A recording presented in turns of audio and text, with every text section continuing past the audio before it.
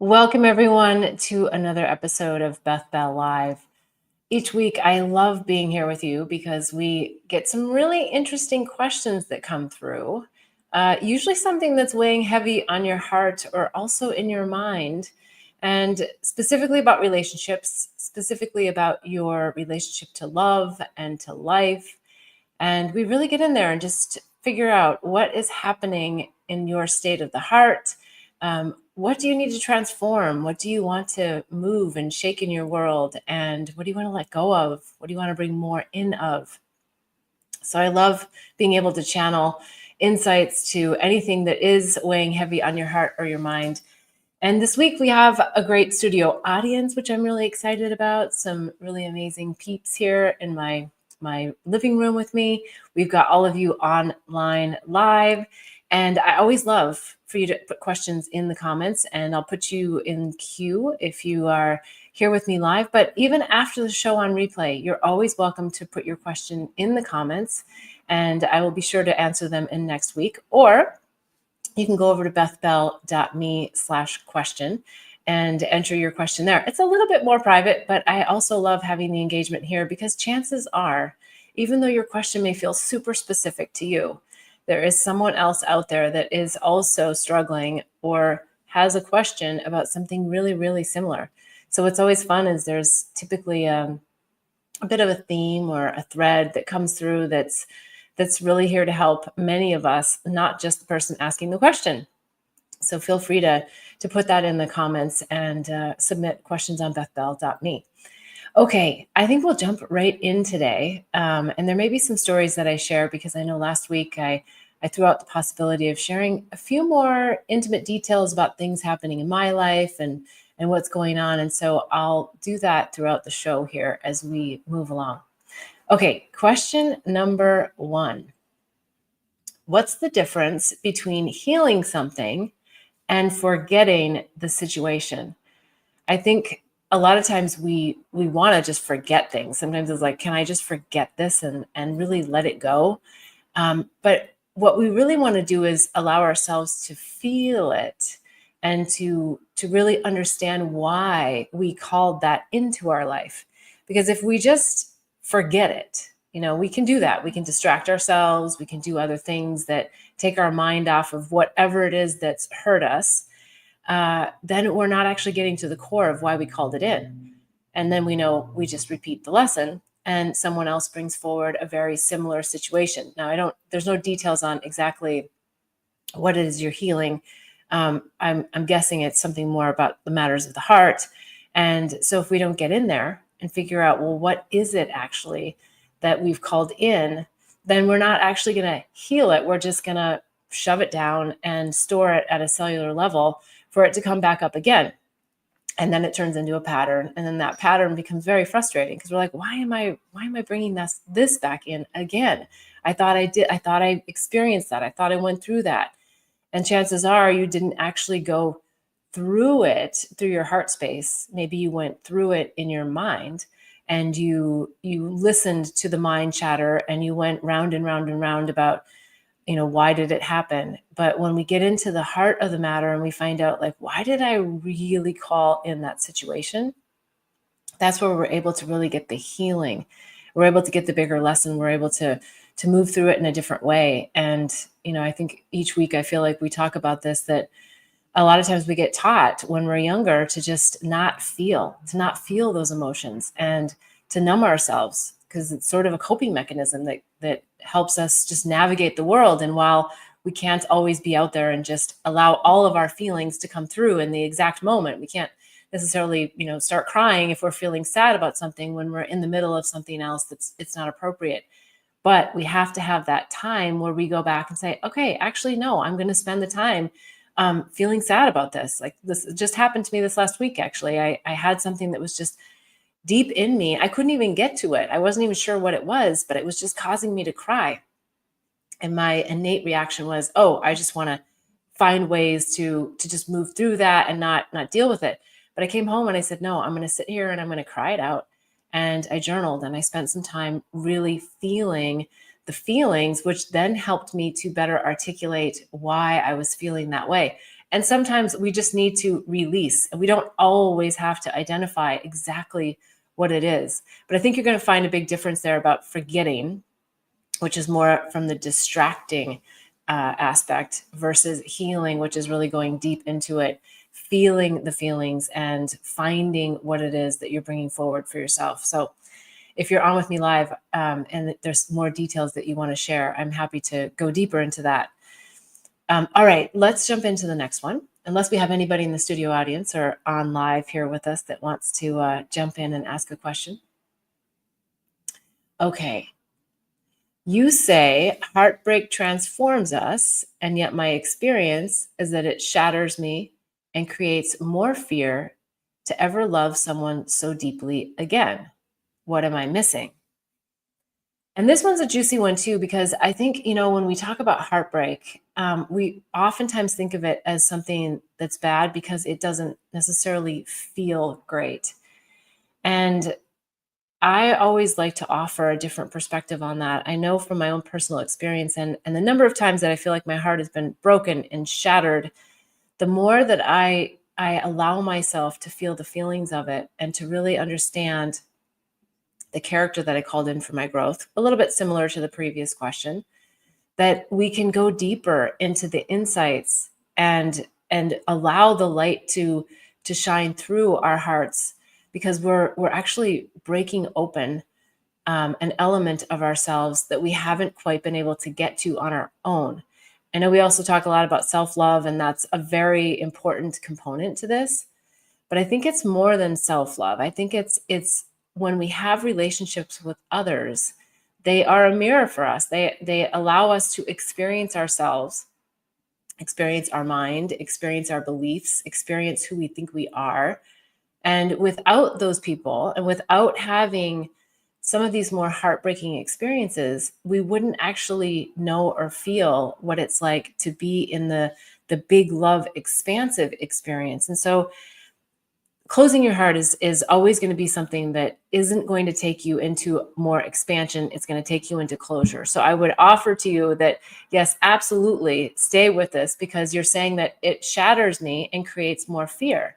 And so that's the fear that you want to get to. And the shattering part is what's actually breaking you open and allowing you to feel more and to feel deeper and to get back to that innate love within yourself.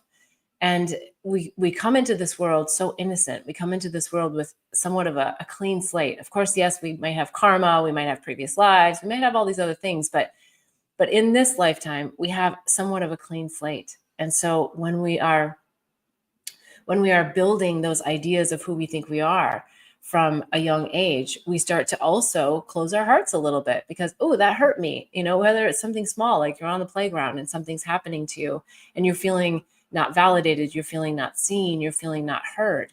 So these things can happen at a very young age. They can happen at an age where we absolutely know who broke our heart and how they broke our heart. But it's getting to that deeper nuance as to, no, wait, like, what is it? What is really, really in there that will allow me to love fearlessly, to just keep loving myself, to keep loving others, and to keep going beyond the mind, because the mind is what's creating all of this discord. The mind is creating the stories. The mind is creating the experiences that we're having. And the more fun we have with heartbreak, and I know that sounds like an odd dichotomy there to talk about heartbreak and fun at the same time, but I guess I mean it more from like an exploration standpoint, that you're actually exploring the depths of your heart. And once we allow ourselves to have, I think everyone's having what's the word? A certain level of fear around heartbreak in general. But when we actually allow ourselves to go through what we might imagine to be our worst possible heartbreak, we can start to feel our heart in a way that we've never felt it before. And so the heartbreak really can provide us with this amazing experience to love ourselves more and to also have non-attachment to others. And while we can still have deep relationships, we can depend on others, we can have an interconnectedness, an interdependence with someone. A lot of times we spend years of our lives being very dependent or being very independent. And that is in many ways to protect our hearts and to not want our hearts to be broken, to not want to experience that pain. And the more that we just allow ourselves to experience it and move through it, then we start to build a spiritual toolbox that helps us to not be afraid of it. And when we're not afraid of something, especially heartbreak, then we can love bigger, we can love deeper. And if we're called to move out of a relationship or move out of a situation, even though it was big love, then we have a toolbox to help us see the significance of why that person was in our life and why the things happened with that person, but not from the mind space, really from the heart space, like that you're really anchored in and just really feeling what it's like to be in love with life and in love with yourself and in love in such a bigger way. So that's why I always feel like heartbreak is it's a terrible thing to go through. I've done it myself, so I'm not discounting how it actually makes us feel, but it's also something that allows us to just really break open and have the light come through and shine through in a way that is not about attachment, in a way that is not about love being outside of ourselves, and in a way that we can just be constantly grateful for all that we experience with others, whether it's a friend or a family member or a lover or a spouse. And so staying in that depth of love that we get to experience on the front end of big love, but also on the back end, that we know that it's a gift for us to be in relationship with others and to experience ourselves in a different way.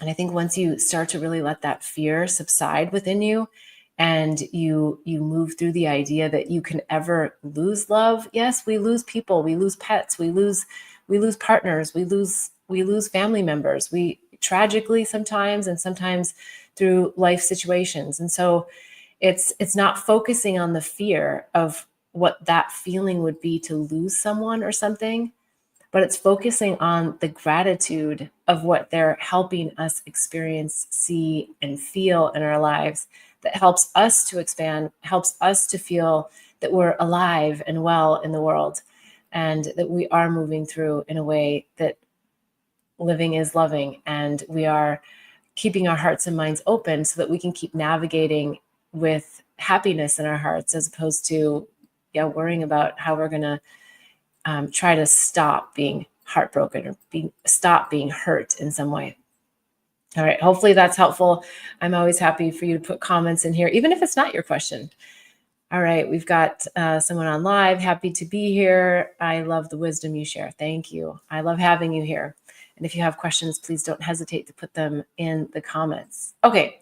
Let's go on to the next question. How do I know if I'm creating a healthy boundary? I mean, sometimes it feels selfish and like I'm pushing my girlfriend away because I need my own time. Then it seems to cause a problem because she feels hurt. I don't know how to keep the balance with boundaries. I think this is a really good question. And also, I'm going to make it, I feel like, a little bit more profound than just the basics of boundaries, because I think that it's more about the communication and about expectations. And so if you need something, it sounds like you are saying, like, hey, I need this. This is the space that I need. And perhaps your girlfriend isn't able to articulate to quite the same degree or level what it is that she needs or why. And maybe she is, because you're saying that she's feeling hurt by this. And so that's where it goes into really getting into the expectation of, what does partnership look like? What does a relationship look like? What does it feel like? What is the level of communication that you both need? And looking at it, not from a critical eye, but from a very loving eye, where you say, maybe the amount of communication isn't necessary. I'm thinking actually more from your girlfriend's perspective, that if you have this communication together and you're talking about what she needs and what you need, maybe there's going to be something that comes to her that says, hey, actually, why do I need that level of communication? Do I really need to have ongoing communication throughout the day? And the answer still may be yes, because it might just be really important to get the little text message that says, hey, hi, how are you doing? And that touch base. And there's nothing wrong with either communication style. but there may be an expectation there that you guys really need to get to. And you may get a different perspective of, oh, well, actually, she just wants those loving touch bases because maybe that's her love language, is to have that ongoing communication throughout the day. And maybe it's not about having to set a hard boundary. Maybe it's just like letting go of the idea that having that much communication is not a good thing, or that it's violating your space. It may not need to be that it's violating your space. You may just go, oh, okay, well, I understand now that I feel a little bit more annoyed when I feel like I have to respond, or when I feel like I'm getting these messages. I'm at my work, or I'm doing whatever project I'm working on, and I don't want to have to pause for this. And so I think it feels like there's two things at play. One is, it does feel like there might be an expectation that might be a little bit more, from your girlfriend's perspective, dare I say, needy. And I don't mean that necessarily from a negative, but I mean needing the reassurance, needing that. And so for you, I would reflect even deeper on, well, why is it that she might need that extra communication? Is it that it's her, or is it that it's actually me? Maybe I'm not giving her just those little extra nudges that she needs throughout the day as a supportive team. Not as someone who's needy, but as someone who wants to be in more of a partnership and constant communication. So I guess to come back to that, what's really coming through is that it's about a definition of partnership. What does that look like? What does that feel like? What does that mean when it comes to communication? And then I think you might not have to be so focused on this idea of like boundaries, or like hard boundaries or soft boundaries, or am I getting what I want? Is she getting what she wants? I think sometimes that's where the mind gets in here and really creates a little bit more challenge and discord than it needs to, because we're thinking about it so much. And if we just feel into it, and maybe it is that you just say, hey, I'm gonna text her, 3 times a day, 4 times a day, because I want her to just feel that communication, or I want her to feel that safety, or I want her to know that I'm thinking of her. And you might find that it's actually not that much of an effort for you to just make a little shift, a little change that makes her incredibly happy. And so having that communication and finding out, what is your love language? What is it that's really helpful for each other without making it have to be something that's hard-nosed, like a boundary, because it feels like you are setting those boundaries. You are talking about what's important to you, and you are sharing, and she's sharing as well. And then just when she feels hurt, saying, hey, I feel that you're not feeling so great right now. Can we talk about it, or can we share about it, or what is it? Is it something I've done? And just hold that space, because sometimes I feel like that's hard for men, in that men are so good at being solution oriented, like it's black and white. And when men just have that moment where they go, oh, my woman just has an emotion, she has a feeling, she needs to express herself, she needs to articulate herself.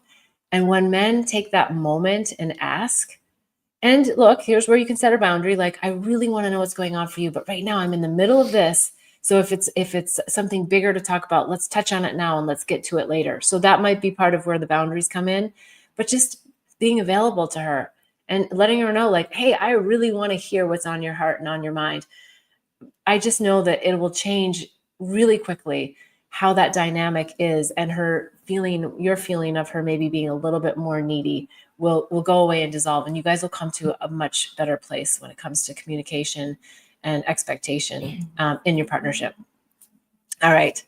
Okay. So it looks like we have a live question here. I do. I'm in a new heartbreak. What are some ways I can take care of myself in this fresh, tender place? Feel it all, which I know you are, really feeling it. But also there's this spot where I think we go down the rabbit hole and we focus too much on it. And it feels like this is coming forward based on a pattern, right? They're always the patterns.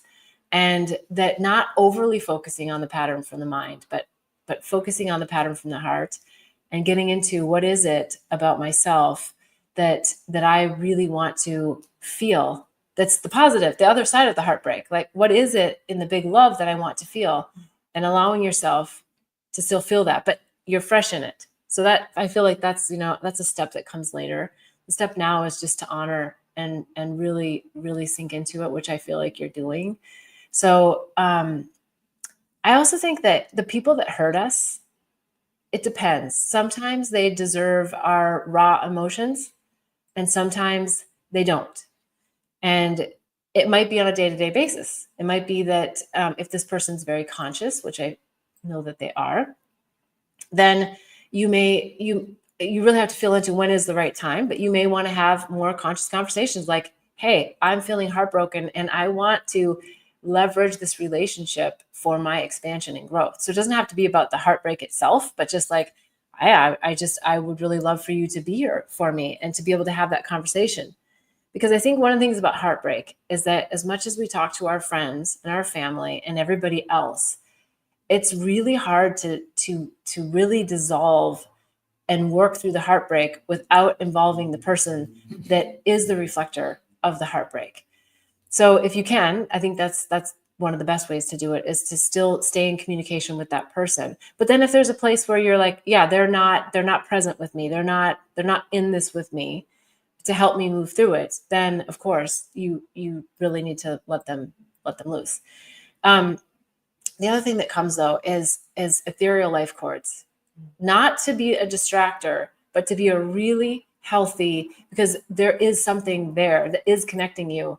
It's not just your mind. It's not just the stories. It's not just the patterns, but there is a communication that happens on a cellular level between two people when we're intimate. There's a communication of our cells and our soul, and that doesn't go away overnight. That doesn't, we can't just forget that. And it feels like there's just a really healthy clearing that you could start doing each night. And whether it's something you make up on your own, or there's several different people that I like to listen to when I'm really having to go in and dislodge those cords, because oftentimes we don't feel ready to. We don't want to. Like, why do we want to dislodge the cord? Like, we still want to have that connection, but sometimes untangling and unmingling the energy of our cellular soul connection is helpful to just get more clarity. Not that you're not clear, because you are, but to get more clarity in your body, because we're always going to come back to the body and feel it in the body. Well, I feel it. Like, I can't not feel it. And so I think that there's a lot there that would be helpful to just keep doing the ethereal life cord clearings. And I'm also feeling like that there's there's maybe a new way of journaling. I don't know. I'm listening for the actual answer on this. A new way of journaling, and what's coming is that it's oftentimes, I think, when we're deep in the work and we're spiritually evolved and we're ascending, we do focus sometimes too much on the patterns or the emotion, and as opposed to leveraging, and I know you're doing this too, but leveraging all the things that you really love about that person and writing about those and manifesting them in someone new. Because I know you're really good at, something, as good as or better than, right, is coming. But also feeling that and manifesting that and writing about that. It's not that you're discounting that person or you're trying to just, push them under the rug, but there's a reason why they're doing their own journey. And so it feels like, really just journaling from a more future oriented, but at the same time with the idea of now, that you're feeling it now. You're feeling your love and your bigness and everything that you have to offer, which I know that you do. And putting it out into the world and just continuing to love the person that hurt us, I think, is oftentimes the biggest challenge to overcome, because we want the reciprocation of that, and yet it doesn't always come in due time. And so that's keeping our heart open to continuing to love them in that way. Yeah, I know. A fresh heartbreak is always, I think, the toughest. And also, I think, which I know you're good at, is the support system, the support team, and just really being with people that reflect to you the love that you are and the love that you exude and everything that you bring to everyone else. And when someone else rejects us, even if it's a friend, like not in this case, but even when it is a friend and we feel rejected, it can be really hard. And so we don't want to focus all of our time on the one that's rejecting us, focus our time on all the ones that see our light and our love and want to help us shine that brightly. Yeah. Thank you. Yeah. Thank you. Okay. Well, let's jump back in. We've got some other questions here. Okay. I'm 35 and always thought I'd have kids. Now I'm not so sure I want them. Is it just because I haven't met the right person? I don't know what kind of intention to set if I'm not clear if I even want them anymore. Yeah, that's a great question in that we want to have clarity about what we're wanting to manifest in our life so that we can, whatever, if you're into vision boards or however you want to go about it, that you want to be able to just have that clarity. And I think sometimes it's being comfortable without the clarity and knowing that if it is right for you, it will happen, that you can't miss it. Because I think sometimes, especially at like the tender age of 35, there's like the biological clock, there's a lot kind of at play. You're probably deep into your career or you're making other life decisions. And so that can be really hard to not know about this child aspect. And coming into this world, we chose our parents. So we decided which souls we were going to choose and how we were going to come in. And keep in mind that that's the same with the soul that would be coming in through you. And just as, okay, this seems kind of odd to say, but just as sometimes we don't know when our next lover is going to come into our lives, and then one day it just happens. It's sort of like destiny in a sense. I feel like it's destiny for you with children. If it is your destiny, it will happen. If it's not, it won't. And worrying about it, and I'm not saying you're like deeply worrying about it. I think you're having a really like fair inquisition about it, which is, should I put this high on the list of my intentions? And I would go in your sessions with yourself, assuming that you do some journaling, and I would start to ask some of the questions of what is it that I want children for? Is there a fantasy around having children? Is there an idea about that? And is having children something that I need to do with a partner? Is it something that I want to do on my own if called to do? I think some of those things could be questions that you start to ask. So you just have a deeper insight into, well, what is it about this kid thing, about having children? Sometimes I feel that we get caught in societal constructs of like, it's just the natural thing to do. We get to a certain age and then we have a child and I don't think that we're in that space anymore in the world. I think we're evolving to really be in a different flow state with whether we're bringing in a child into this world or not. And it isn't always our choice on a soul level. Of course, it's our choice. People can say, yeah, I want to have children and really be going for it and still not get pregnant. So it always comes back to what is your soul contract with other spirits that are either going to come through you through your own child, or it may be that there's someone else's child that's going to come through. So again, it feels like don't get so caught up in how a child comes to you. If a child is supposed to be in your life, that child is going to find you. And it may not be through you giving birth to them. It may be that you marry someone or you have a partner that has children. It may be that all the desires you have, when you've identified a little bit deeper, like, why do I want a child? That a pet could do that for you. That a pet may give you still a level of freedom that a child might not, but still give you the companionship and the love. And so I think feeling into, the deeper whys is going to give you more clarity around what it is that you're calling into your life, and then keep manifesting that. Keep manifesting the feeling of whatever that is, if it's support or, just being seen. Because sometimes there's different ways that all of this can happen. It might be that you're a foster parent. It might be that you become an auntie or an uncle, that you become some caregiver for a child. So the child is going to come into your life no matter what. I would just take a little bit of the emphasis off of trying to, and I don't feel that you're trying to like control the outcome.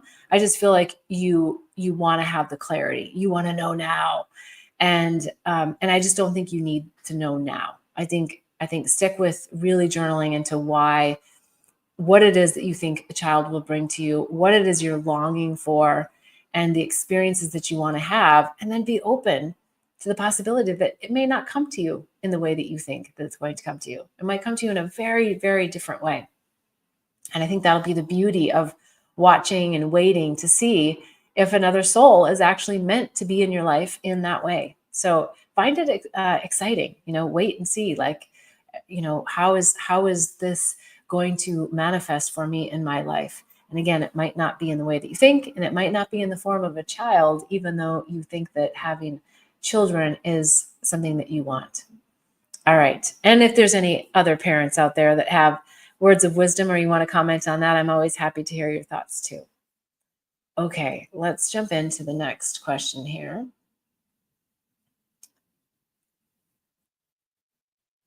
Okay, this one, let's see here. My teenager went out to a party and drank too much and was drunk. He's never done this before, and I tried to not make a big scene or get mad, mostly because I want him to know he can trust me. I know there also needs to be tough love in there to lay down the rules. I'm not sure I have a clear plan for that. Any thoughts? Yeah, I think it sounds like you've done exactly what you needed to do, which is be somewhat accepting in that you're not flying off the handle and making this a traumatic experience for them. But it does sound like there is, if you haven't already, a conversation that needs to happen, not from a fear perspective, not from a, it's illegal or it's bad for you, or, bad things can happen, or, it doesn't, I don't think it has to be that fear approach. I know that a lot of parents have used that, and to some degree it's effective, but I think it's more about really getting into the nuances of how they felt, like explore. And I know teenagers don't often want to talk. They don't want to get into these deeper conversations. But I think that you're in a position, especially if this is still fresh and new, that your teenager's a little bit scared because they're not really sure how this is going to impact your relationship moving forward and the next time they want to go out. And so I think you're at it feels like a really tender spot where you are also laying down a foundation of how you are going to be reacting in the future.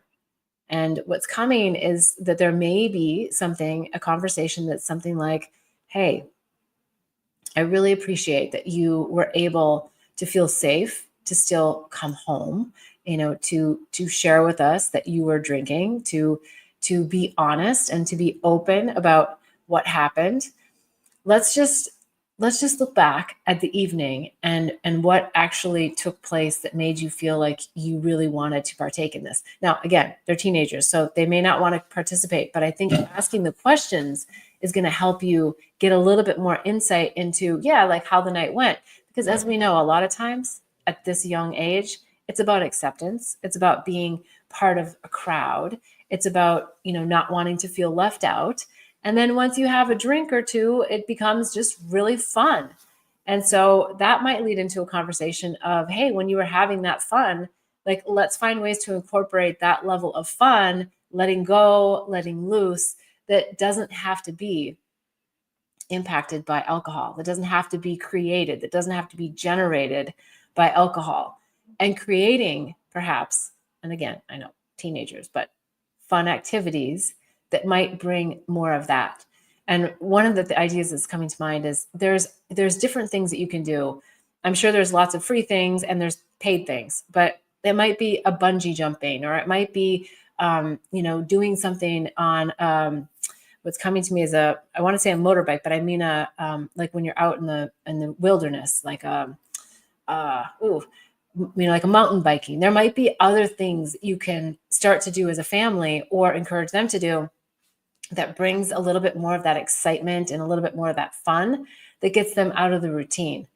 And also, I think when you're having this conversation, there may be some things that you can say Like when this happens, when I get offered a drink, what is my mechanism to remind myself that I actually don't want to end up where I was before? I don't want to end up drunk. I don't want to end up in a situation where I know I'm compromising myself for various reasons, whether it's safety or whatnot. But that way you're not scaring them like, oh, you could have been hurt. Or, and I'm not saying you did this, but we don't need to scare.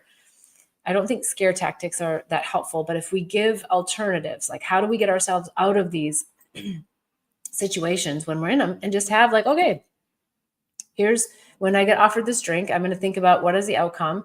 And if I do have the one drink, how am I going to stop myself from having multiple drinks? And again, I'm not saying you're condoning that they're drinking because they're underage, but I'm just saying that you start to help them with that spiritual toolbox of mechanisms that they go, oh yeah, I am in control of me.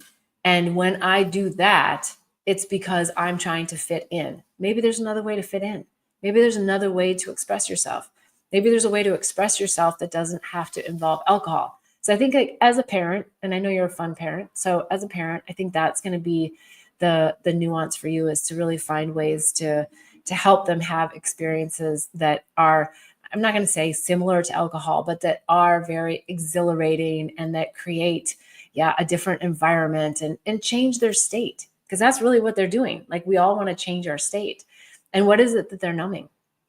If you're able to get into that kind of conversation and maybe asking them to journal. I know that might be a lot, but I think the younger we start to journal and we start to reflect on our own behaviors, that's really the toolbox that we can help give teenagers, is that they start developing it themselves and in a really safe, loving way, not in a fearful way or a punishment way. Although I'm sure there's always time and a place for punishment. All right. And I'd love to hear your comments and what you think on that. If you're watching live or if you're watching on replay later, or if you're a parent, I always love to hear that too. I'm sure there's many parents that have dealt with very similar situations. All right. So we've got another question coming in here in the live studio audience.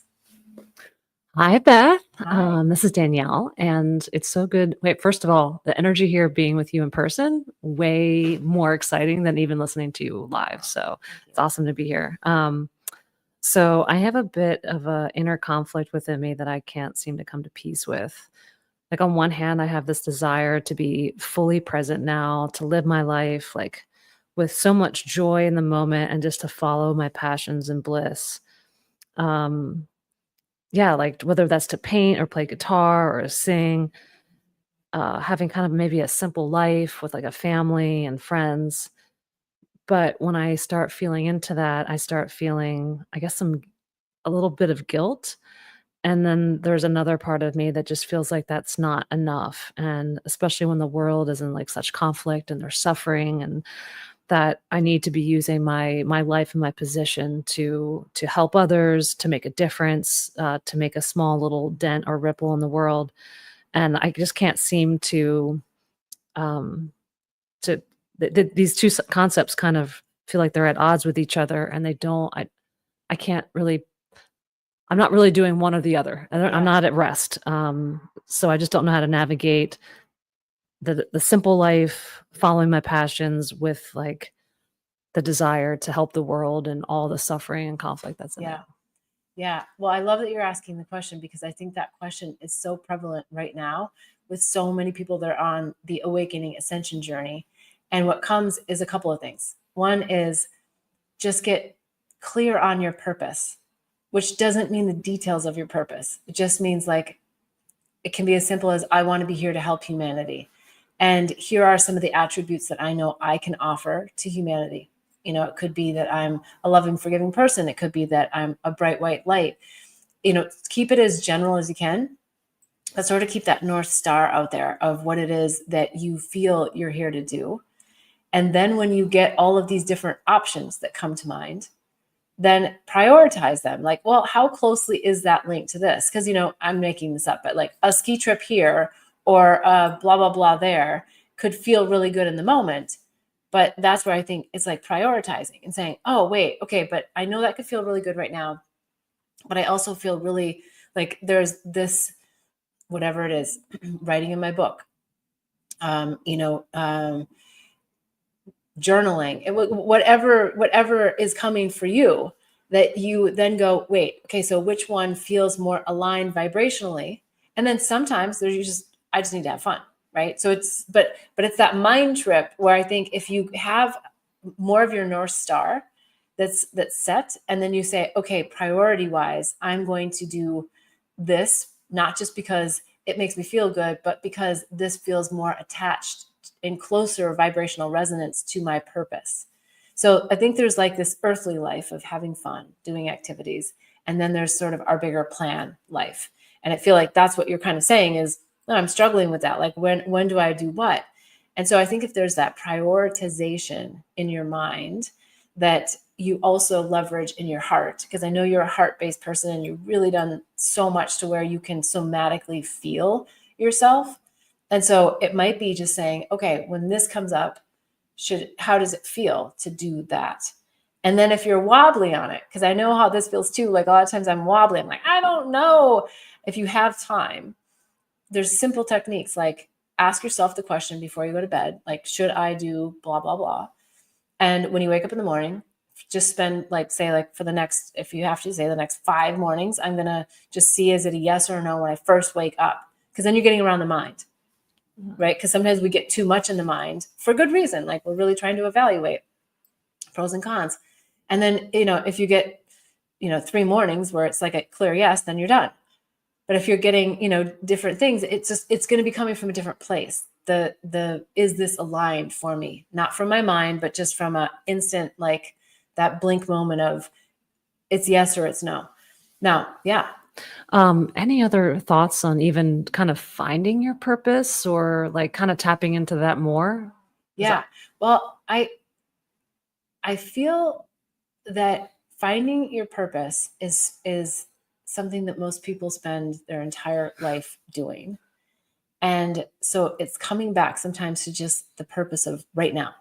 Like right now, it may be that my purpose, if I feel like I'm here to help humanity in whatever way, or I want to have an experience with just being in vibrational resonance with my highest self, that it can be as basic as smiling and making contact with people that you might not normally make contact with. Now, how does that come back into like, how do I find my purpose? I think because as we start to just keep exploring, because that's part of our purpose, is to come here to have this earthly life experience and think that there is something that we're supposed to achieve or do or be or right. And that's the be all end all. And then I'll know I'm in my purpose. And so while that's still, I think, really valid, and that's the North Star I just spoke of, I also think that that's coming back to the now, right?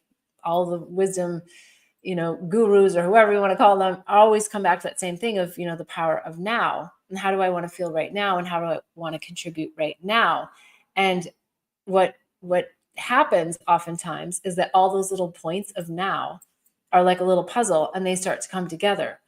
And when we force, and I know this for myself too, when we force all the pieces of the puzzle, we're like, no, I want to see what the puzzle looks like.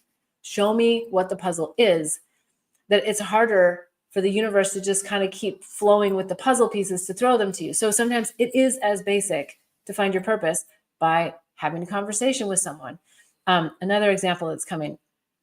Many years ago, I was like totally not into tarot cards. And I was just like, oh my God, why would I do that? It's kind of Ouija board. It's like scary. Like, why wouldn't I just access myself and whatnot? And then I had an experience where I went and I had a tarot card reading. And what I recognized from that was that it's not so much about what someone else says or tells you about the tarot card reading. It's how did it make me feel when I was listening to it? Like, how did I feel? And so I feel like that's how it is every day out there is, well, how did I feel about that? And then, oh, it's a feeling I like. Let me move more towards that. Oh, it's not a feeling I don't like. Let me move away from that, or let me have awareness that that's not right. So we start to become this really feeling oriented and just allow the puzzle pieces to start putting themselves together. Most people will say at the end of their life, they look back and they see like, oh, I see why that all happened. When I was in it, I couldn't figure out why. Right. But there was always a reason from your higher self perspective as to why you kind of placed all these different things. So I know we kind of jumped around there, and I'm happy to sort of come back and maybe summarize it, but is there something else that I feel like there might be? No, I think that's good. Yeah. Yeah. So keeping the high vision as best we can of what we feel we're here to do based on the attributes we know we bring to the world. Like you're good at these different things and you know they're like your sweet spot. So keeping that as sort of the North Star and saying, I want to be in service with my best skills, with my gifts, my superpowers, and then lining up with, oh, let me prioritize all these different things that come my way. Is it purpose oriented? And if it's not, well, maybe it's deprioritized. Or you say, I just need to have fun. Right. I just need to have fun. So that's why I'm going to not, in a sense, prioritize it, because sometimes we just need the fun factor and that's okay. But a lot of times the fun factor is a distractor. That's a So- good reminder. Yeah. So that's, just kind of reminding that. And then just staying in the now and thinking about life as puzzle pieces, thinking about every person, place, and thing that we encounter as a puzzle piece, because as we know, sometimes we've had a very short interaction with someone that changes our life. And I don't mean necessarily romantically. We meet someone comes through, they say something to us, they're complete strangers. And it's like, oh, wow, that really hit me. Like, oh, wow, I really got clarity about something from a complete stranger. So I think I'm getting like the analogy of like keeping your eyes wide open Right. in curiosity, exploration, and a sense of knowingness that even when we're spinning and we're wobbly, our higher self still has us. It's still guiding us. Like we're not floundering, we're not lost. It feels like it sometimes. I'm not saying you, and I'm not saying right now, but I know we all have that where we just feel like, oh, can we just, feel like it all feels more aligned? But the puzzle pieces are all coming together. Yeah, that makes total sense. I think, like you said, it's the mind that wants the big picture right now. Yeah. Versus like if I just tap in each moment, it will eventually, I will be guided to the purpose, or it'll unfold. So thank you so much. Yeah. Thank you. Okay, so we've got someone live that says, I just wanted to say that she has this voice that is very comforting, healing, and soothing. Maybe something using her voice is great. Yeah, what a great idea. Okay, she's coming back to. Away from the microphone, but thank you so much. That means a lot. I appreciate the reflection. Yeah, I think, and maybe I'll just add to that, when you are with strangers, just knowing that sometimes your presence is the most important thing, because maybe your peace, not even the words that you speak, are what will impact someone else in that moment and make the biggest difference, because you never know how you impact someone else and their journey. And I'm just feeling really confident about that. Yeah, no, I don't mean to make this a dialogue, Yeah, but that's that's what's like when I'm really present, and like being at the airport or talking, checking out of a grocery store. It's those little moments that I'm like, oh yes, I can connect with somebody here. I can hold space. I can be kind. But then whatever my brain is like, this is not enough. I need to have a big project. I need to influence the world. And I think that's where the conflict comes in. Like, is it enough to just be a good person? Yeah. Or do I need to like write the book and share my story and, start a company? So, well, it is always enough to be a good person. Yeah. And I think it's such an important, valuable point that you're bringing forward, because if we all just went out into the world and shined our light and made the eye contact and smiled and helped other people feel seen and heard and validated, the energy and the vibration would rise just exponentially. And so I feel like a lot of us who are doing the work, who are clearing our own programs, who are getting out of the mind as best we can, as much as we can, to be in our heart space and to glow that out into the world. Every moment that we exist out there, just being who we are. I'll say this one other story, because it goes with this, and it was a good thing for me, and it took me years to actually let this lesson anchor in. So it was several years ago. A friend of mine said, here, contact this person. They can tell you, your starseed origins. Well, it was at a time where I was kind of like, starseeds, I don't know. Like, I like the idea, but I don't know. And, but I really wanted that nugget that you're talking about, like, show me, tell me, get me really clear on my purpose, like, what is it that, am I doing everything right? Am I, so that was kind of that. And my friend was saying, yeah, well, sometimes if we know our origins, it helps us to just feel into like what our purpose is. And so I scheduled the session. I was excited about the session, just curious, like what was going to come through. And the gentleman almost immediately jumped in and said, honey, you're a Palladian. And I was like, does that matter? Like, does that matter? And, I thought, and now am I just crazy? Because now I've got another label and I've got another, and then the dialogue went on and I said, well, I just need to know, like, what is my purpose and my mission? And can you just bring me the clarity? And he said, your purpose is to just be. He's like, your purpose is to bring light through you to planet Earth. Yeah. And that was very much connected to, a Palladian idea and construct of just being. And I was like, super annoyed. Yeah. I was super annoyed with him. I'm just like, you have got to be kidding me. I scheduled this session for you to tell me to just be, and just pull the light through. And I'm like, so it was, I don't know, maybe the next 24 hours or something. I can't remember the timing, but I went downstairs and I was talking on the phone and I realized I had this new pair of shoes that I'd never worn. Like, I don't know, sometimes it happens. I just have it in a box and I pull out the new pair of shoes and I'm sitting down and I'm talking on the phone and I look at my, how you cross your legs and I have the shoe on and on the back of the heel, it says, be you. And I was like, you got to be kidding me. Like the universe shows us these messages in the wildest, weirdest ways. And it wasn't until, like I said, many years later that I was like, oh gosh, okay, I'm finally allowing myself to have peace. Yeah. And I'm here to be me. And I don't mean that just like, well, I don't mean that just to be me, but I mean to be that as a bearer of light, as a light being.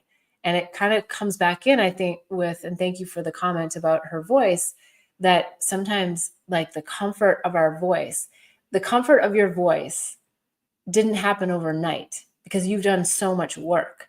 Your voice would have been very, it's true. Yeah. Military-like, very or shaky, very, just you could hear like, my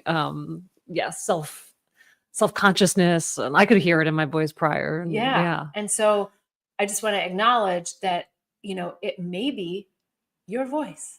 It may be that you just do meditations out to the world. It may be that you read something. It may be because we bring the transmissions through our bodies and our beingness, through the vibration of our voice, through the words in a book. And so when you're called to actually get the book done, you will.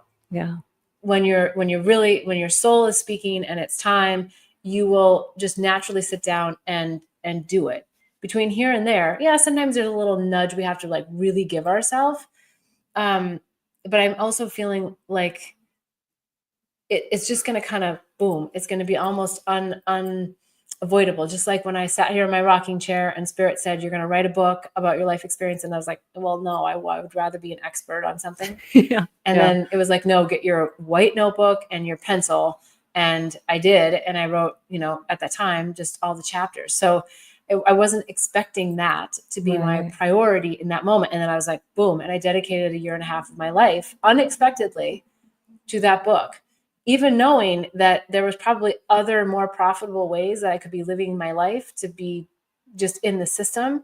But it flowed through me so clearly that I needed to stay that course. And so, I think also when we get out of the matrix or we get out of the model, there's also, and I could say this for myself a lot, there can be a real, I don't like the word guilt, but there can be like a real being hard on yourself. Yeah. Being hard on yourself for like, well, wait, I'm not doing it the way that I got taught. Society tells me I should be doing it.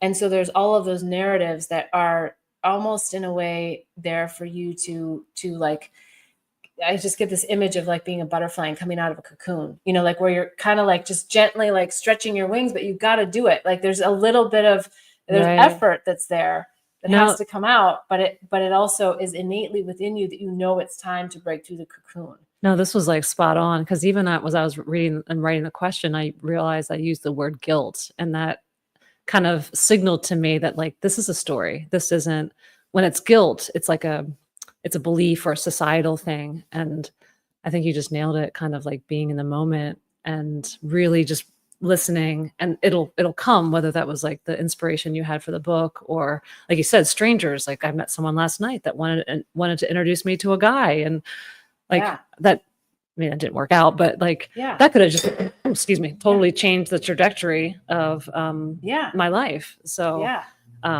yeah, no, thank you so much. This was really helpful. Yeah. And yes. And one other quick story comes to mind. Oh, yeah, we're over, but is we never know how things change our life. So I'll say something very personal that I've wrote and published my book. It's done great things, but it hasn't sold millions. And I'm like, but I wanted to help transform millions of lives. And, and I have this big, and I was at a friend's birthday party last night, someone who I recognized, but don't really know them. And they said, yeah, I read your book and it really made a difference in my life. Like, thank you. And I was like, oh, wow. And so it's sometimes getting out of this idea that things have to be so massive, because Right. sometimes the impact that we're making on a smaller level, and I'm not saying for her specifically, but it could be that maybe it was the shifter for her to write her own book or to deal with or work through something that then, is kind of the butterfly effect, right? So yeah, we have to get out of these ideas that bigger is better, that there's a certain way that we have to do it. And really just it's flowing with, how do I shine my love and light out into the world in a way that is not sucking my light, not taking away from my light, but just like exponentially growing what's within me and sharing it and sprinkling it with everyone else. And that's something that I think mainstream society doesn't reward people for. So Right. we have to get beyond the idea that there's a reward for that, whether it's monetarily or whatever, and know that the value and worth we have will bring it to us. Yes. Yeah. That resonates big time. Yeah. Yay. Thank Okay. you. Yes. Okay. And we've got another comment. Your flower book helped me to change my life too, Beth. Thank you for your work. Oh, thank you. I appreciate that. Yeah. The flowers have been so instrumental in my life in bringing through messages from my higher self and just connecting into source intelligence. So it always touches me to know that the flower book has Flower Power for Pure Love is the name of the book. Yeah. It's on my website, bethbell.me. All right. We are overtime, which I love. And each week, I so love that you're here with me. I love that you're here live. I love replay. I love your comments. So please don't hesitate to reach out and touch base here in the comment section, or go to bethbell.me/question. There's also a lot of resources on bethbell.me if you want to dig deeper into something that's weighing heavy on your heart or your mind.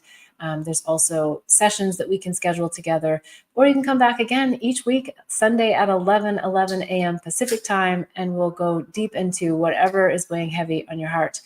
There's also the Awakening and Healing Handbook on bethbell.me. It goes into a lot of tips, tools, techniques, and modalities that can help you build your spiritual toolbox. There's a psychedelics resource guide. I know last week I spoke a lot about my most recent San Pedro ceremony. And so there's lots of pearls of wisdom in there if you're a newbie to the possibility of spiritual medicines, or if you've been exploring them and you want a little bit more insight. There's also the herpes handbook that's on bethbell.me as well. So again, wishing you much bliss and love on the journey until we meet again next week. Namaste.